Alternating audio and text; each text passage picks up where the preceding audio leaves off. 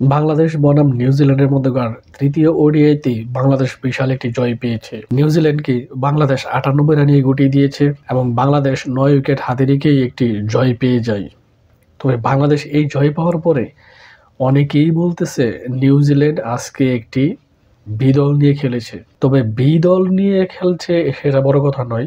এখন কথা হচ্ছে বি দল বলতে কি বোঝাচ্ছেন? বিদল তো এখানে বিদল বলে কোনো কথা হয় না। কারণ জাতীয় দলে যাদেরকে সুযোগ দেওয়া হয় তারা ঘরোয়া লিগে খুব ভালো পারফরমেন্স করে দেখেই তাদেরকে জাতীয় দলে সুযোগ দেওয়া হয়।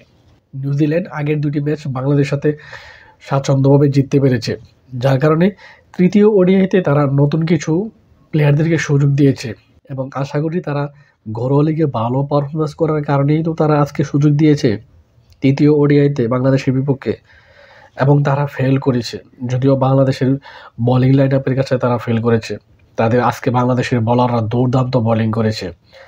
অনেকেই মনে করে যে বাংলাদেশ স্পিনাররা যদি ভালো বল করতে না পারে তাহলে বাংলাদেশ ভালো করতে পারে না, কিন্তু আজকে সম্পূর্ণই ডিফারেন্ট কিছু হয়েছে। যেমন বাংলাদেশের বোলাররা খুব ভালো বোলিং করেছে। শরীফুল ইসলাম দুর্দান্ত বোলিং করেছে, ৭ ওভার বল করে ২২ রান দিয়ে ৩টি উইকেট পেয়েছে।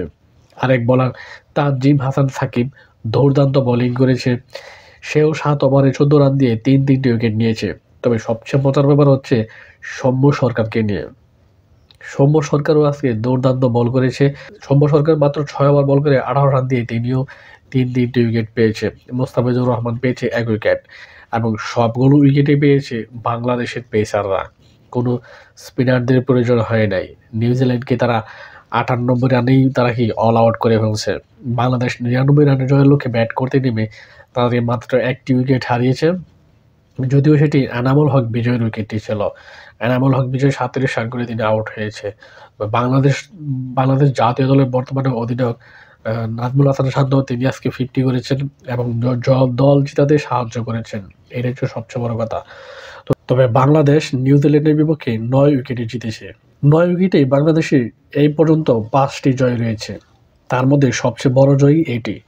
বিশেষ করে নিউজিল্যান্ড ৯৮ রানে অল আউট হয়েছে এবং বাংলাদেশ ১৫.১ ওভারে ৯ উইকেট হাতে রেখে এই জয়টি নিয়ে এসেছে।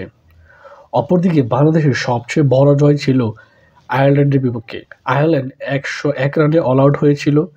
সেই ম্যাচে বাংলাদেশ ১৩.১ ওভারে ১০ উইকেট হাতে রেখেই জয় তুলে নিয়েছিল। তবে নিউজিল্যান্ডের মাটিতে এটা ছিল বাংলাদেশের সর্বপ্রথম জয়, ওডিআইতে বিশেষ করে।